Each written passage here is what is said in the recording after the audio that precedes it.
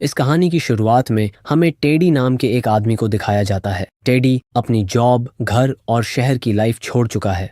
अब वह साइबेरिया की बर्फीली वादियों में लेक बैकल के किनारे एक नई जिंदगी शुरू करने आया है। वह यहाँ अपनी बाकी की जिंदगी बिताना चाहता है, लेकिन यहाँ रहना इतना आसान नहीं है क्योंकि साइबेरिया की सर्दी ऐसी होती है जो हड्डियों तक को जमा देती है। यहाँ के विलेजर्स उसे एक पुराना लकड़ी का घर दिखाते हैं।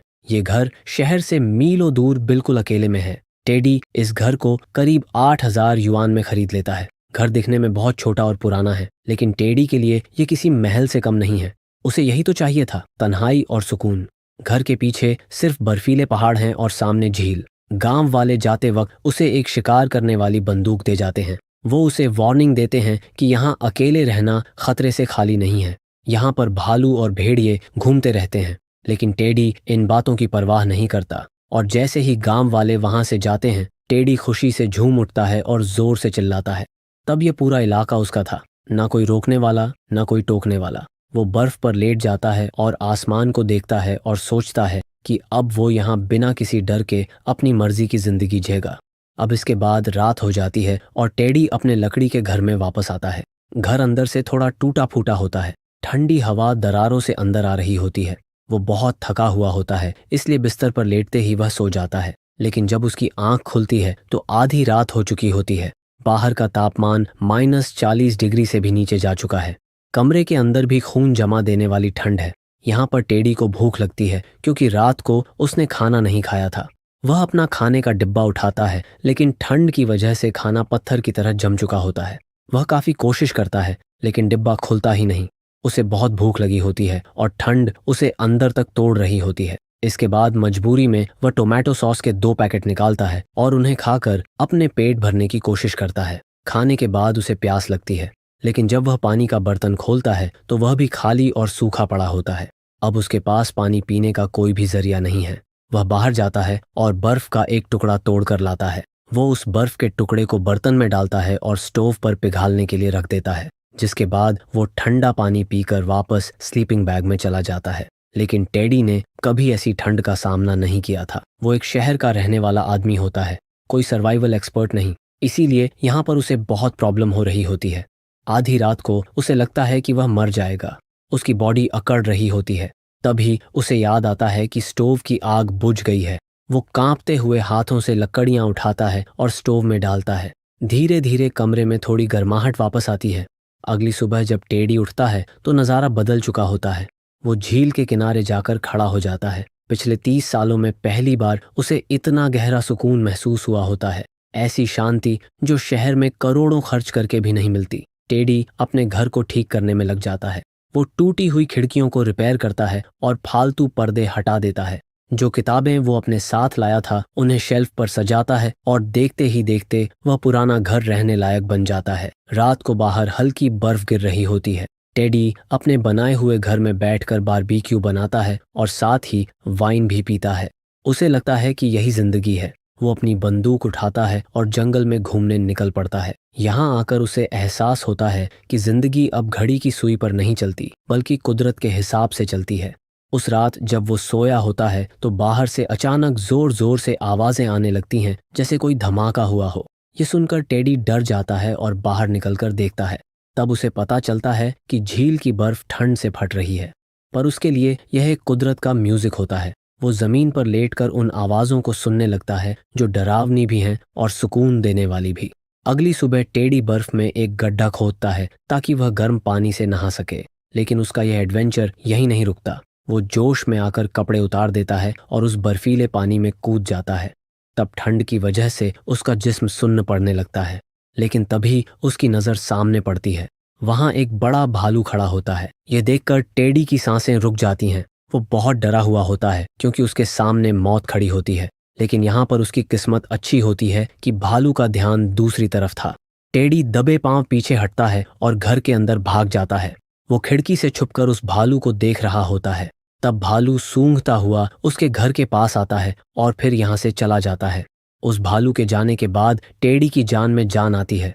लेकिन इसके बाद जब वह बाहर निकलता है तो देखता है कि भालू ने उसका सारा खाना बर्बाद कर दिया है। अब उसके पास खाने के लिए कुछ नहीं बचा। अगर वह शिकार नहीं करेगा तो भूख से मर जाएगा। अगले दिन मजबूरी में वह बंदूक उठाता है और पहाड़ी पर शिकार के लिए निकल पड़ता है। किस्मत से उसे एक हिरन दिखाई देता है। टेडी अपना निशाना लगाता है, लेकिन उसने जिंदगी में कभी गोली नहीं चलाई होती। वो गोली चलाने से बहुत डर रहा होता है कि कहीं निशाना चूक ना जाए, और ठीक ऐसा ही होता है।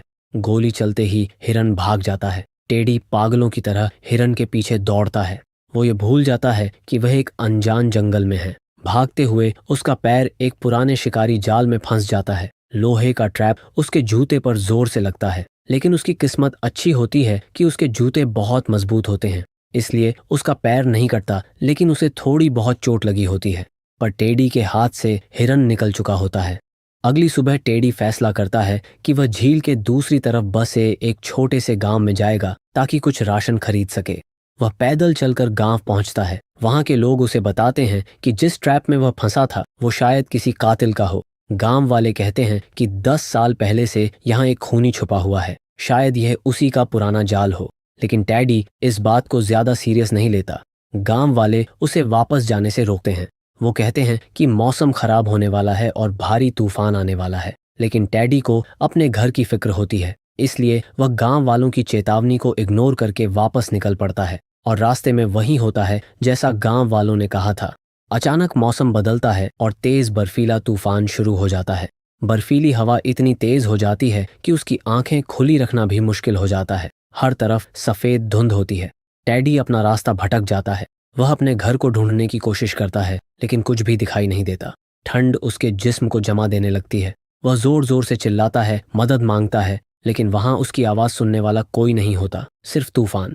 धीरे धीरे उसकी ताकत खत्म होने लगती है। उसे लगता है कि आज उसका आखिरी दिन है। वह बेहोश होकर बर्फ पर गिर जाता है। अंधेरा बहुत तेजी से छा जाता है। ऐसा लग रहा होता है कि टेडी अब कभी नहीं उठेगा। तभी धुंध में से एक परछाई नजर आती है। एक अनजान आदमी दौड़कर टेडी को जमीन से उठाता है और उसे अपने कंधे पर डालकर ले जाता है। जब टेडी की आंख खुलती है तो वह एक गर्म कमरे में होता है। स्टोव में आग जल रही होती है और पास में गर्म पानी रखा होता है। टेडी हैरानी से चारों तरफ देखता है।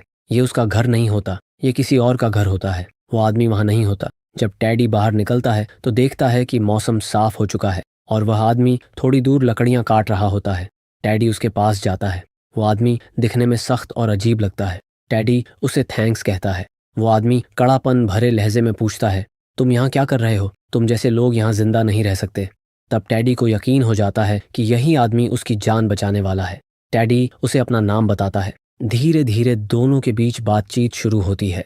वह आदमी टेडी को निशानेबाजी सिखाता है और कहता है, अगर यहाँ जिंदा रहना है तो निशाना पक्का होना चाहिए, वरना भालू तुम्हें खा जाएगा। बदले में टेडी उसे कुछ गोलियां और सामान देता है। वो आदमी टेडी को सख्त वार्निंग देता है, मेरे बारे में कभी किसी को मत बताना। इसके बाद टेडी वापस अपने घर लौट आता है, लेकिन उसके दिमाग में वही आदमी घूम रहा होता है। ये आदमी 10 साल से यहाँ अकेला कैसे रह रहा है? अगली सुबह टेडी फिर उसी जगह पहुंच जाता है जहां वो आदमी मिलता है। वो आदमी गुस्से में पूछता है, तुम वापस क्यों आए? टेडी कहता है, मैं जानता हूं तुम कौन हो। तुम वही हो जिसे गांव वाले ढूंढ रहे हैं, लेकिन मैं तुम्हारा दुश्मन नहीं हूं, मैं तुम्हारा दोस्त बनना चाहता हूं। वो आदमी शक की नज़र से उसे घूरता है, लेकिन टेडी की सच्चाई देखकर नरम पड़ जाता है। उस आदमी का नाम एलेक्स होता है।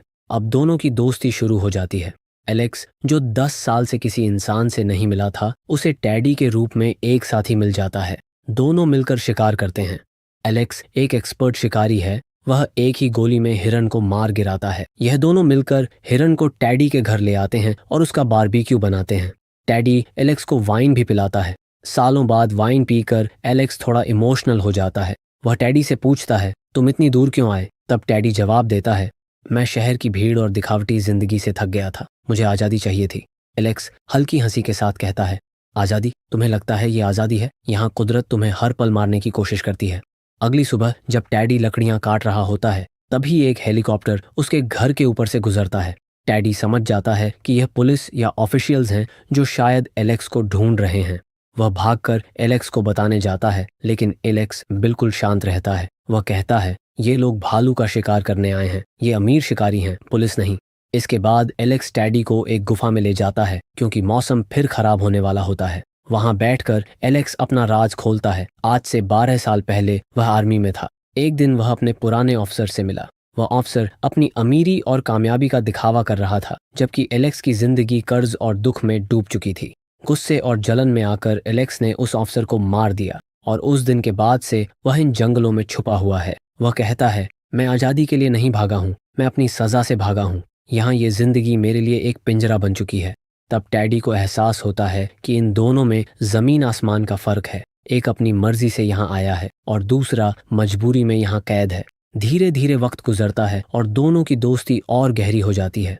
दोनों मछली पकड़ते हैं, बातें करते हैं और एक दूसरे के साथ वक्त बिताते हैं। एक दिन टैडी का बर्थडे होता है। खुशी में वह एक लाल फ्लेयर जला देता है। रात के अंधेरे में वह रोशनी दूर तक दिखाई दे जाती है, जिसे देख एलेक्स घबरा जाता है। उसे लगता है कि गांव वाले यह रोशनी देखकर यहाँ आ जाएंगे। कुछ देर बाद गांव वाले सच में वहां आ जाते हैं और टैडी से पूछते हैं कि कोई मुसीबत तो नहीं है। टैडी बात संभाल लेता है और कहता है कि सब ठीक है। इसके बाद गांव वाले चले जाते हैं, लेकिन एलेक्स अब भी डरा हुआ होता है। वह गुस्से में टैडी से कहता है, तुम्हारी ये गलती मुझे मरवा सकती थी। मैं 12 साल से छुपा हुआ हूँ, मैं पकड़ा नहीं जाना चाहता। धीरे धीरे मौसम गर्म होने लगता है, लेकिन अब एलेक्स की तबीयत बिगड़ने लगती है। वह कमजोर पड़ने लगता है। टैडी उसे खोजते हुए गुफा पहुंचता है, जहां एलेक्स बीमार हालत में बिस्तर पर पड़ा होता है। टैडी कहता है, मैं तुम्हें डॉक्टर के पास ले चलता हूं, लेकिन एलेक्स मना कर देता है और कहता है, अगर मैं शहर गया तो मैं जेल में मरूंगा। अगर मैं मर जाऊं तो मेरी लाश को झील में बहा देना, मैं यहीं रहना चाहता हूं। एलेक्स टैडी को एक लेटर लिखकर देता है और कहता है, शहर जाकर इसे पोस्ट कर देना। टैडी इनकार नहीं कर पाता और वहां से निकलने लगता है। तभी एलेक्स उसे आवाज देकर पहली बार उसके नाम टैडी कहकर पुकारता है। टैडी भी पलटकर उसे देखता है। ये दोनों की दोस्ती का आखिरी और बेहद भावुक पल होता है। टैडी शहर जाने के लिए निकल पड़ता है। बर्फ पिघल चुकी होती है, इसलिए वह बोट से सफर करता है। कई दिनों की यात्रा के बाद वह शहर पहुंचता है। सबसे पहले वह दवाइयां खरीदता है और फिर पोस्ट ऑफिस पहुंचता है। वह पोस्ट मास्टर से पूछता है, इस चिट्ठी में क्या लिखा है? पोस्ट मास्टर जैसे ही चिट्ठी पढ़ता है, टैडी के होश उड़ जाते हैं।